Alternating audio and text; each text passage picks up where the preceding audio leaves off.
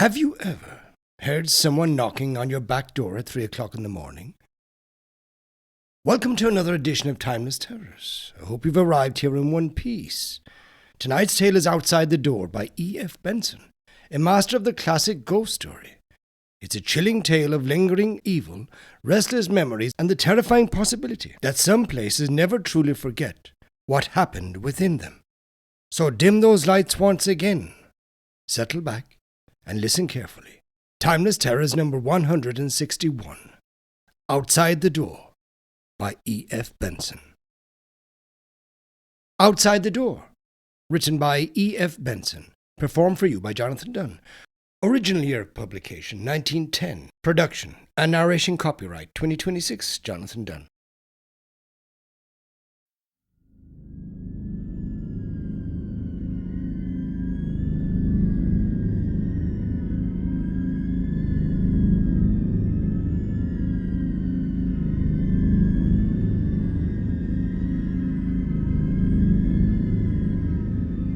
The rest of the small party, staying with my friend Geoffrey Aldwych in the charming old house which he had lately bought at a little village north of Sheringham on the Norfolk coast, had drifted away soon after dinner to bridge and billiards, and Mrs. Aldwych and myself had, for the time, been left alone in the drawing-room, seated one on each side of a small round table which we had very patiently and unsuccessfully been trying to turn. But such pressure, psychical or physical, as we had put upon it, though of the friendliest and most encouraging nature, had not overcome in the smallest degree the very slight inertia which so small an object might have been supposed to possess, and it had remained as fixed as the most constant of the stars. No tremor even had passed through its slight and spindle-like legs. In consequence, we had, after a really considerable period of patient endeavour, left it to its wooden repose, and proceeded to theorize about psychical matters instead, with no stupid table to contradict in practice all our ideas on the subject. This I had added with a certain bitterness born of failure, for if we could not move so insignificant an object, we might as well give up all idea of moving anything. But hardly were the words out of my mouth when there came from the abandoned table a single peremptory rap, loud and rather startling. "What's that?" I asked. "Only a rap," said she. "I thought something would happen before long." "And do you really think that is a spirit rapping?" I asked. "Oh dear, no. I don't think it has anything whatever to do with spirits." "Or perhaps with the very dry weather we have been having. Furniture often cracks like that in the summer." Now this, in point of fact, was not quite the case. Neither in summer nor in winter have I heard ever furniture crack as the table had cracked, for the sound, whatever it was, did not at all resemble the husky creak of contracting wood. It was a loud, sharp crack, like the smart concussion of one hard object with another. "No, I don't think it had much to do with dry weather either," she said, smiling. "I think, if you wish to know, that it was the direct result of our attempt to turn the table. Does that sound nonsense?" "At present, yes," said I. "Though I have no doubt that if you tried you could make it sound sense. There is, I notice, certain plausibility about you and your theories." "Now you're being merely personal," she observed. "For the good motive, to goad you into explanations and enlargements. Please, go on." "Let us stroll outside, then," said she, "and sit in the garden. If you are sure you prefer my plausibilities to bridge, it is deliciously warm, and the darkness will be more suitable for the propagation of psychical phenomena, as at seances," said I. "Oh, there is nothing psychical about my plausibilities," said she. "The phenomena, I mean, are purely psychical, according to my theory." So we wandered out into the transparent half-light of multitudinous stars. The last crimson feather of sunset, which had hovered long in the west, had been blown away with the breath of the night wind, and the moon, which would presently rise, had not yet cut the dim horizon of the sea, which lay very quiet, breathing gently in its sleep with stir of whispering ripples. Across the dark velvet of the close-cropped lawn, which stretched seawards from the house, blew a little breeze full of the savour of salt and the freshness of night, with every now and then a hint so subtly conveyed as to be scarcely perceptible of its travel across the sleeping fragrance of drowsy garden beds, over which the white moths hovered, seeking their night honey. The house itself, with its two battlemented towers of Elizabethan times, gleamed with many windows, and we passed out of sight of it, and into the shadow of a box hedge, clipped into shapes and monstrous fantasies, and found chairs by the striped tent at the top of the sheltered bowling alley. "And this is all very plausible," said I. "Theories, if you please, at length, and if possible a full-length illustration also." "By which you mean a ghost story, or something to that effect?" "Precisely, and without presuming to dictate, if possible, first-hand." "Oddly enough, I can supply that also," said she. "So first I will tell you my general theory, and follow it by a story that seems to bear it out. It happened to me, and it happened here." "I am sure it will fill the bill," said I. She paused a moment while I lit a cigarette, and then began in her very clear, pleasant voice. She has the most lucid voice I know, and to me, sitting there in the deep-dyed dusk, the words seemed the very incarnation of clarity, for they dropped into the still quiet of the darkness, undisturbed by impressions conveyed to other senses. "We are only just beginning to conjecture," she said, "how inextricable is the interweaving between mind, soul, life, call it what you will, and the purely material part of the created world. That such interweaving existed has, of course, been known for centuries. Doctors, for instance, knew that a cheerful, optimistic spirit on the part of their patients could conduce towards recovery, that fear, the mere emotion, had a definite effect on the beat of the heart, that anger produced chemical changes in the blood, that anxiety led to indigestion, that under the influence of strong passion a man can do things which in his normal state he is physically incapable of performing. Here we have mind, in a simple and familiar manner, producing changes and effects in tissue, in that which is purely material. By an extension of this, though indeed it is scarcely an extension, we may expect to find that mind can have an effect, not only on what we call living tissue, but on dead things, on pieces of wood or stone. At least it is hard to see why that should not be so." "Table turning, for instance?"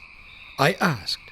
"That is one instance of how some force, out of that innumerable cohort of obscure mysterious forces with which we human beings are garrisoned, can pass, as it is constantly doing, into material things.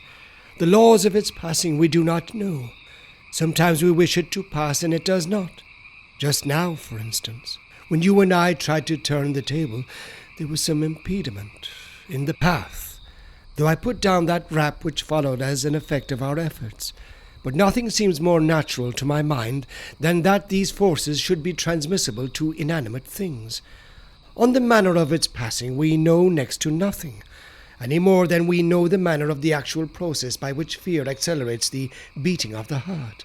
But as surely as a Marconi message leaps along the air by no visible or tangible bridge, so through some subtle gateway of the body these forces can march from the citadel of the spirit into material forms, whether that material is a living part of ourselves or that which we choose to call inanimate nature." She paused a moment.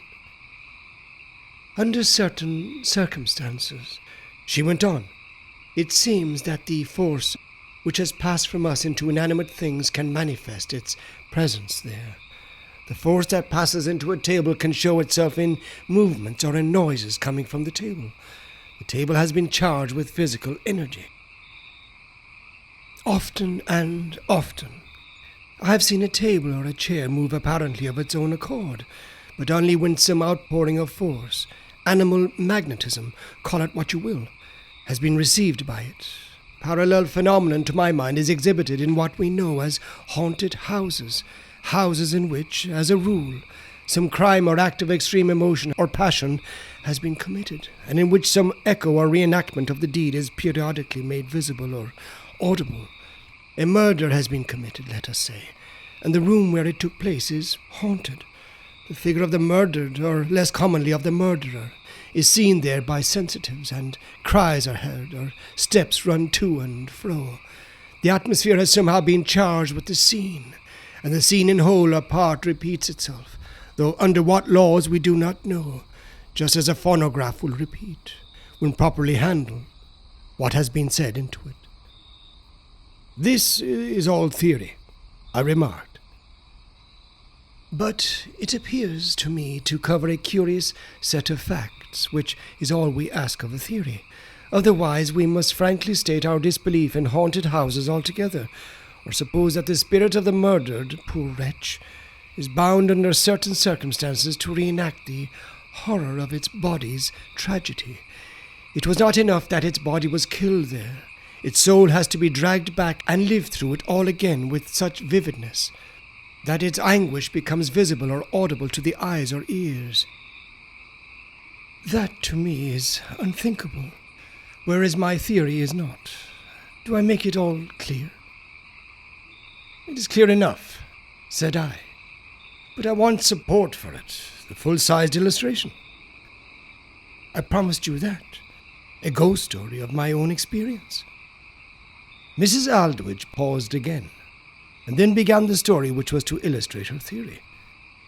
It is just a year, she said, since Jack bought this house from old Mrs. Denison. We had both heard, both he and I, that it was supposed to be haunted, but neither of us knew any particulars of the haunt whatever. A month ago I heard what I believed to have been the ghost, and when Mrs. Denison was staying with us last week, I asked her exactly what it was, and found it tallied completely with my experience. I will tell you my experience first, and give her account of the haunt afterwards. A month ago, Jack was away for a few days, and I remained here alone. One Sunday evening, I, in my usual health and spirits, as far as I am aware, both of which are serenely excellent, went up to bed about 11.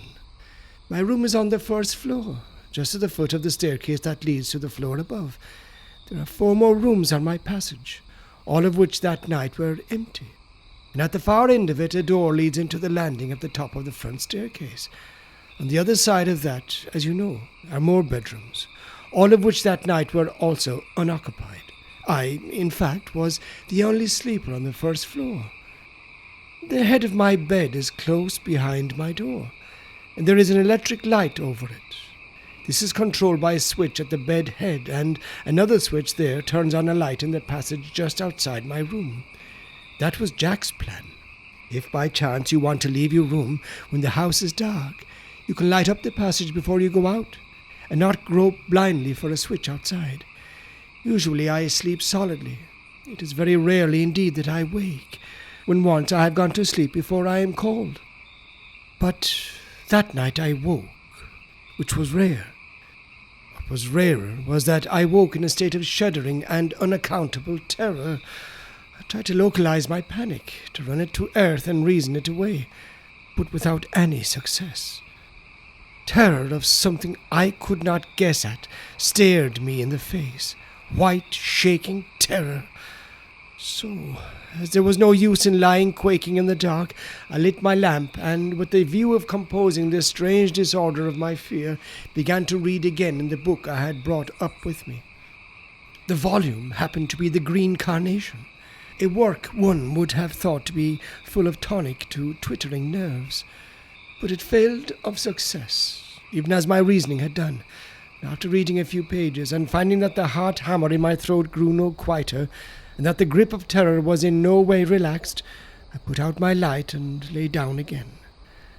I looked at my watch, however, before doing this, and remember that the time was 10 minutes to 2. Still matters did not mend.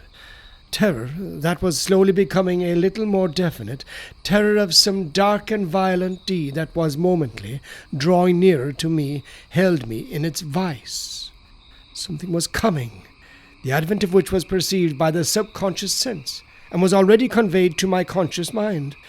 And then the clock struck 2 jingling chimes, and the stable clock outside clanged the hour more sonorously. I still lay there, abject and palpitating. Then I heard a sound just outside my room on the stairs that led, as I have said, to the second story, a sound which was perfectly commonplace and unmistakable. Feet, feeling their way in the dark, were coming downstairs to my passage. I could hear also the groping hands slip and slide along the banisters. The footfalls came along the few yards of passage between the bottom of the stairs and my door. Then against my door itself came the brush of drapery, and on the panels the blind groping of fingers. The handle rattled as they passed over it, and my terror nearly rose to screaming point. Then a sensible hope struck me. The midnight wanderer might be one of the servants, ill or in want of something, and yet why the shuffling feet and the groping hand? But on the instant of the dawning of that hope, for I knew that it was of the step and that which was moving in the dark passage of which I was afraid, I turned on both the light at my bedhead and the light of the passage outside, and, opening the door, looked out. The passage was quite bright from end to end, but it was perfectly empty. Yet as I looked, seeing nothing of the walker, I still heard. Down the bright boards I heard the shuffle growing fainter as it receded, until, judging by the ear, it turned into the gallery at the end and died away.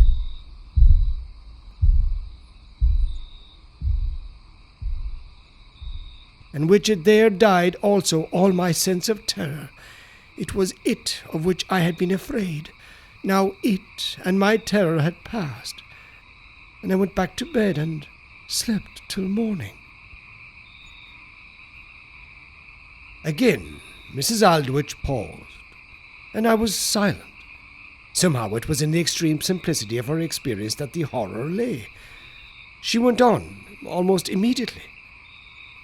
"Now, for the sequel," she said, "or what I choose to call the explanation. Mrs. Dennison, as I told you, came down to stay with us not long ago, and I mentioned that we had heard, though only vaguely, that the house was supposed to be haunted, and asked for an account of it. This is what she told me. In the year 1610, the heiress to the property was a girl, Helen Dennison, who was engaged to be married to a young Lord Southern. In case, therefore, of her having children, the property would pass away from Dennisons. In case of her death, childless, it would pass to her first cousin. A week before the marriage took place, he and a brother of his entered the house, riding here from 30 miles away, after dark, and made their way to her room on the second story. There they gagged her and attempted to kill her, but she escaped from them, groped her way along this passage and into the room at the end of the gallery. They followed her there and killed her. The facts were known by the younger brother turning king's evidence. Now, Mrs. Dennison told me that the ghost had never been seen, but that it was occasionally heard coming downstairs or going along the passage. She told me that it was never heard except between the hours of 2 and 3 in the morning, the hour during which the murder took place. And since then, have you heard it again? I asked. Yes, more than once, but it has never frightened me again. I feared, as we all do, what was unknown. I feel that I should fear the known if I knew it was that, said I. I don't think you would for long. Whatever theory you adopt about it, the sound of the steps and the groping hand, I cannot see that there is anything to shock or frighten one. My own theory, you know. Please, apply to what you heard, I asked. Simply enough.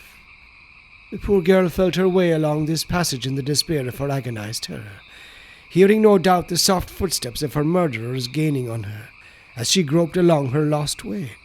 The waves of that terrible brainstorm raging within her impressed themselves in some subtle yet physical manner on the place. It would only be by those people whom we call sensitives that the wrinkles, so to speak, made by those breaking waves on the sands would be perceived, and by them not always. But they are there. Even as when a Marconi apparatus is working, the waves are there, though they can only be perceived by a receiver that is in tune. If you believe in brain waves at all, the explanation is not so difficult. Then the brainwave is permanent? Every wave of whatever kind leaves its mark, does it not? If you disbelieve the whole thing, shall I give you room on the route of that poor murdered, harmless walker? I got up. I am very comfortable, thanks, where I am, I said.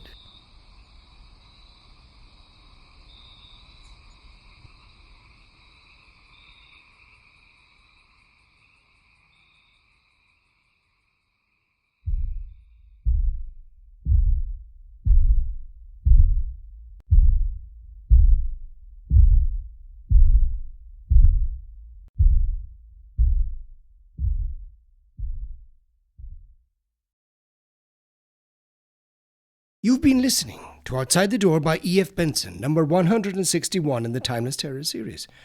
Thank you from the bottom of my black old grizzled heart for spending part of your evening with Timeless Terrors. Safe journey home now. Until next time. Oh, and remember this. The dead are not gone. They are merely invisible. Good night. This has been Outside the Door, written by E.F. Benson. Performed for you by Jonathan Dunne. Originally a publication 1910. Production and narration copyright 2026 Jonathan Dunne.